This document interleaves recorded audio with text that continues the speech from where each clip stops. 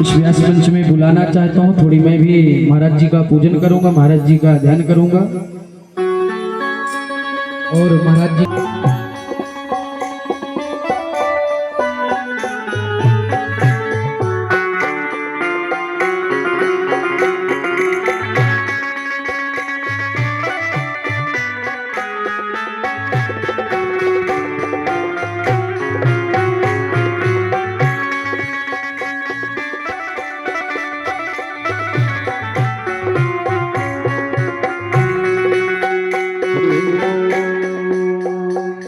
गुरुर्ब्रह्मा गुरुर्विष्णु गुरुर्देव महेश्वरा गुरुर्साक्षात् परब्रह्म तस्मै श्री गुरुवे नमः।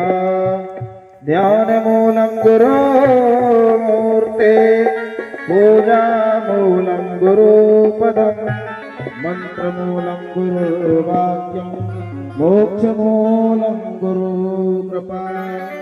अखण्डमण्डलाकारं व्याप्तं येन चराचरं तत्पदं दर्शितं येन तस्मै श्री गुरुवे नमः।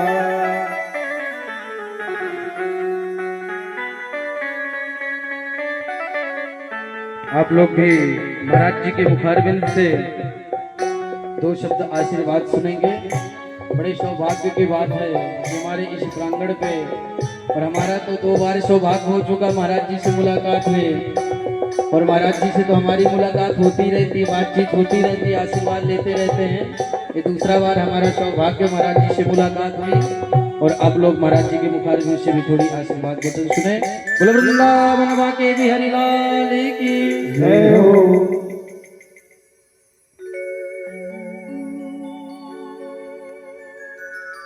गुरुर्ब्रह्मा गुरुर्विष्णु गुरुर्देवो महेश्वर गुरुर्साक्षात् परब्रह्म तस्मै श्री गुरुवे नमः।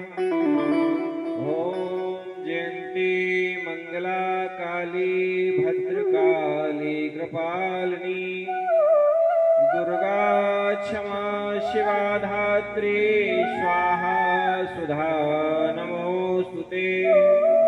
बोले धरती माता की जय हो, गौ माता की जय हो, व्यास जी महाराज की जय हो, सभी भक्तों की जय हो।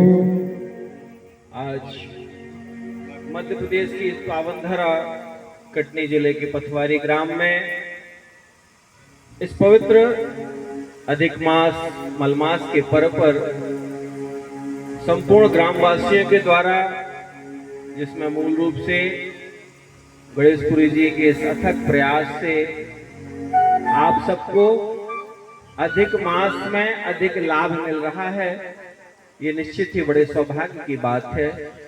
और आपके साथ में ये सौभाग्य हमें भी प्राप्त हो रहा है।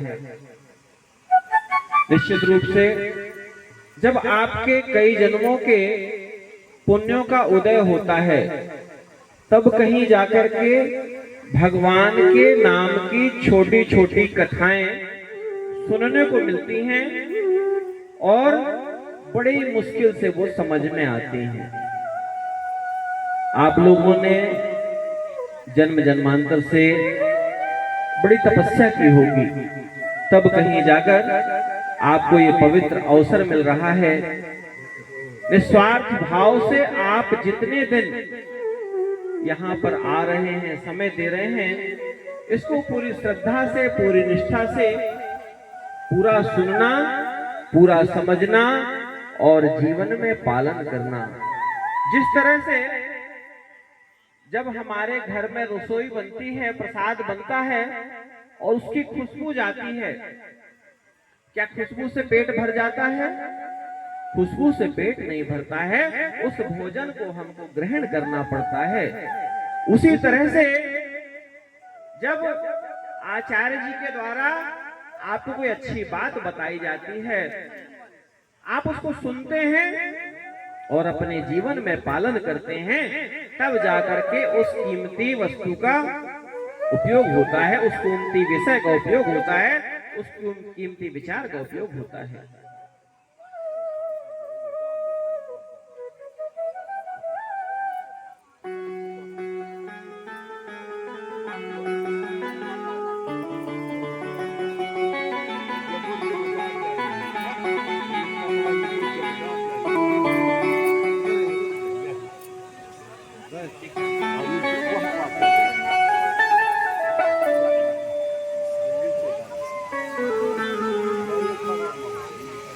जैसे हमने आपसे बताया,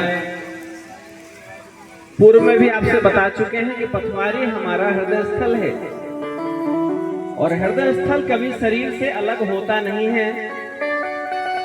अभी हमने प्रयास किया कि मलमास महीने में आश्रम से कहीं बाहर नहीं जाएंगे। कटनी के कार्यक्रम से भी आमंत्रण आया, तो मलमास के पहले शोभा यात्रा में उपस्थिति होकर उसको पूरा कर दिया और मन में था कि मलमास के महीने में कहीं नहीं जाएंगे। बिल्कुल हृदय की बात बता रहे हैं आपको, लेकिन पता नहीं क्यों ये आप लोगों की पवित्र तपस्या, आप लोगों की पवित्र ऊर्जा, जिसका जुड़ाव गणेश जी ने कई बार फोन किया, हम लेने आ जाएं, मैसेज किए। महाराज जी ने भी बताया था कि महाराज जी आपको समय पर कथा में पहुंचना है। हमने कहा हम आएंगे, लेकिन आप जानते हैं जैसे हमारी माताएं जब भोजन बनाती हैं तो भोजन बनाते समय चाहे कितनी भी गर्मी हो, लेकिन वो बीच में काम छोड़कर जाती नहीं है। कहती हैं भोजन पक जाएगा, चाहे कितनी भी गर्मी लगेगी, मेरे पुत्र के लिए, मेरे पति के लिए, मेरे पिता के लिए, मेरे परिवारजनों के लिए मैं इस भोजन को जब तक पूरी तरीके से शुद्धता से बना नहीं दूंगी, परोस नहीं दूंगी, तब तक मैं इससे बाहर जा नहीं सकती हूँ। इसी तरीके से महाराष्ट्र हम लोगों का जाना होता, महाराष्ट्र में माँ को और संत को एक सी संज्ञा दी जाती है। महाराष्ट्र में माँ को और संत को एक सी संज्ञा दी जाती। क्यों? बोले जिस तरीके से माँ का हृदय होता है उसी तरीके से संत का हृदय होता है। माँ जिस तरीके से निस्वार्थ भाव से अपने परिवारजनों की सेवा करती है, उसी तरह से संतों का भी भाव होता है। किसी से कुछ भी प्राप्त करने के बिना कामना के वो निरंतर चलते रहते हैं, साधना करते हैं, तपस्या करते हैं और अपनी पवित्रता से लोगों को पवित्र करने का प्रयास करते हैं। एक वृक्ष क्या चाहता अपने जीवन में? आप कभी विचार करना, एक पेड़ चाहता है कि आओ मेरे पास, मुझसे छाया ले लो, आओ मेरे पास बैठो, मुझसे कुछ फल ले लो। और क्या चाहता है? क्या वृक्ष आपसे कुछ भी पाना चाहता है? वृक्ष आपसे कुछ भी पाना नहीं चाहता है। और जिस तरीके से आपके पथवारी में निरंतर कथाएं होती हैं, यज्ञ पूजन होता है, आप जानते हैं कथाओं से क्या होता है? कथाओं से हृदय शुद्ध होता है, भूमि शुद्ध होती है और आपका स्थान ही तीर्थ बन जाता है। जहां पर बार बार कथाएं हो रही हैं, जहां पर बार बार यज्ञ हो रहे हैं, उसका फल क्या है? उसका फल यह है कि आप